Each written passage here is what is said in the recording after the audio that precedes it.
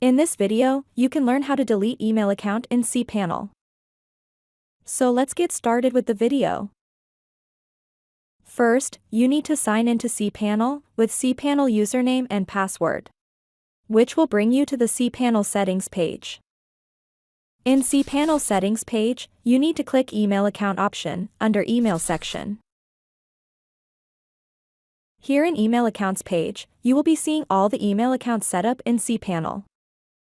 To delete an email account, click the Manage button corresponding to the email account you want to delete. And next, scroll to the bottom of the page and click Delete Email Account button. And again, you need to confirm deleting the email account. And done, you can see the email account has been successfully deleted in cPanel. With this, we have come to the end of this video. Please subscribe to my channel and click the bell icon to get updates when we add more content.